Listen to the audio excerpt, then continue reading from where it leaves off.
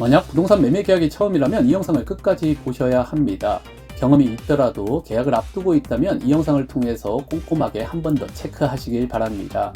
서명부동산 대표 서명준이 이 부동산 매매 계약 절차에 대해서 아주 핵심만 정리해드리겠습니다. 매수자가 발품을 팔아서 정말 마음에 드는 집을 발견하고 매도자와 합의된 금액으로 계약하기로 했다면 매매 계약서를 작성해야겠죠.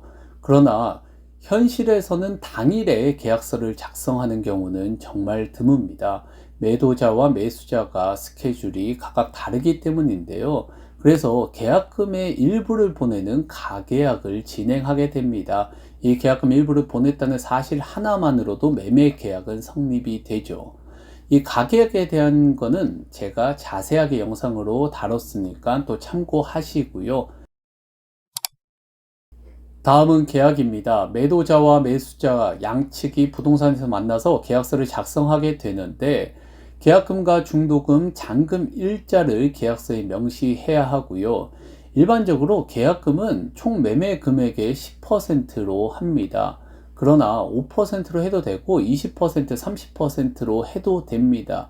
즉 매도자와 매수자의 합의사항이라는 거죠.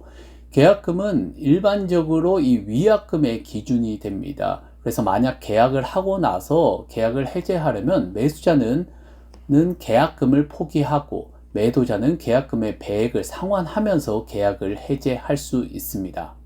계약 자리에서는 매도자가 정확한 이 매물의 소유자인지 등기사항 증명서를 통해서 확인하게 되는데요.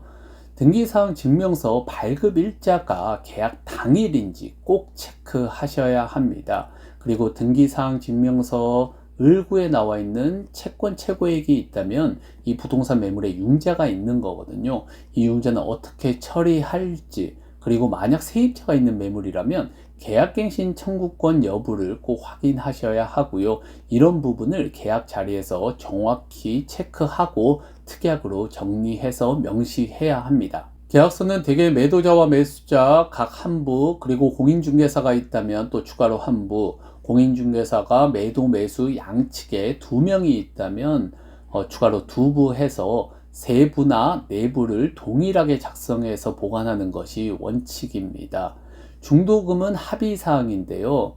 중도금 없이 계약금과 잔금으로 이루어지는 계약도 상당히 많습니다. 그런데 만약 중도금이 있다면 이 중도금은 잔금과 같은 동일한 효력을 가집니다. 중도금이 지급됐을 때는 계약 의사가 확실한 것으로 봐서 양측에 특별한 합의가 없다면 계약을 해제할 수가 없습니다.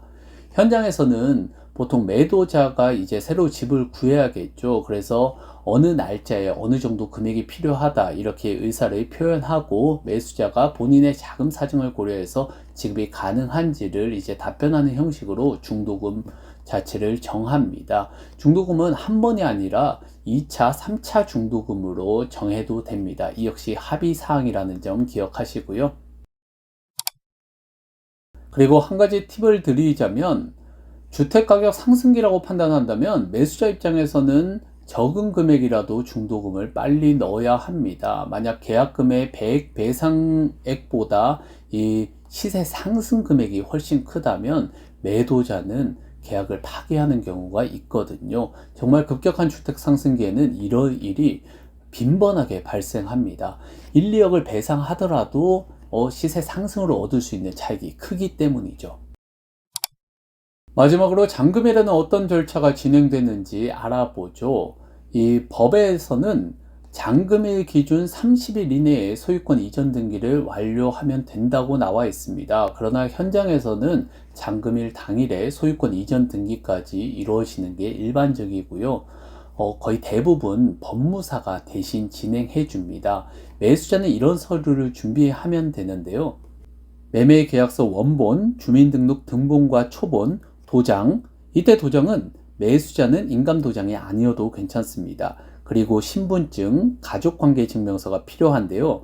가족관계증명서는 1가구 1주택이 아닌 2주택이나 3주택일 때 취등록세가 달라지기 때문에 가족의 주택 소유 여부를 확인하기 위해서 필요한 거고요.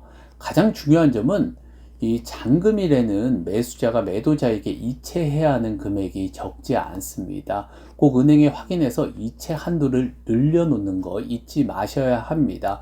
만약 이체 한도가 이 스마트폰으로 불가하다면 잔금 당시에 매도인과 은행에 직접 가서 이체하는 방법도 있다는 점도 기억하시고요. 다음으로 매도인 필요 서류를 살펴보면 등기 권리증, 주민등록 초본, 인감도장, 그리고 매수인 인적사항이 담긴 부동산 매도용 인감증명서, 일반용이 아니라 부동산 매도용 인감증명서라는 거 기억하시고요. 신분증이 또 필요하겠죠. 도장도 매수인과 달리 인감도장이 필요하다는 점도 잊지 않으셔야겠습니다. 이 부동산 매매 계약은 정말 큰 금액이 오가는 아주 중요한 과정입니다. 오늘 제가 말씀드린 핵심 사항 꼭 기억하셔서 안전한 계약, 그리고 행복한 집을 구하시는 데 도움이 되시길 바랍니다.